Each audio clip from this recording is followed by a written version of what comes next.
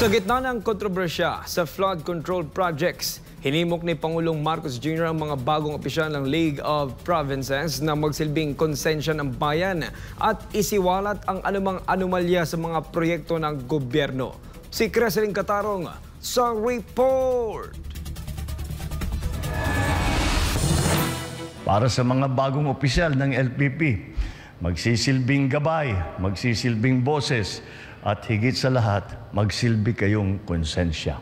Ito ang panawagan ng Pangulo sa mga gobernador sa kanyang talumpati sa ginanap na oath-taking ceremony ng bagong hanay ng mga opisyal ng League of Provinces of the Philippines na ginanap sa Palasyo ng Malacanang nitong Miyerkules. Binigyang diin ni Marcos Jr. na ang pondo ng bayan ay nararapat lamang gamitin para sa kapakanan ng mamamayan at hindi para sa pansarili o pampulitikang interes. Ang panawagang ito ay kasunod ng pagbubunyag ng mga anomalya sa ilang flood control projects ng Department of Public Works and Highways, kabilang ang mga ulat ukol sa ghost projects o proyektong hindi naman talaga naipatupad. Dahil dito, iniutos ng punong ehekutibo ang isang masusing investigasyon sa naturang issue.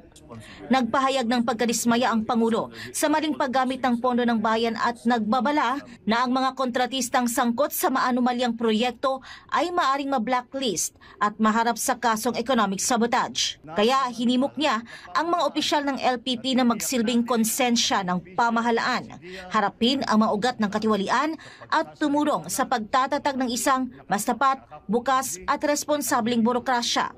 Kaya't hinihikayat ko kayo, paglingkuran natin ng buong katapatan ng sambayanan.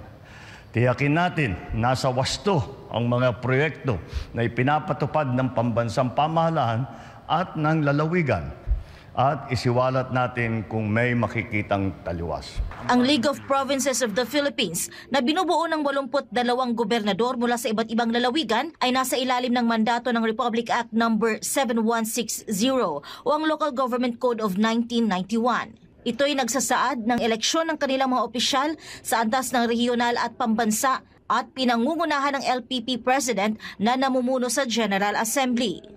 Para sa Diyos at sa Pilipinas kong mahal, ito si Creseling Catarong, SMNI News.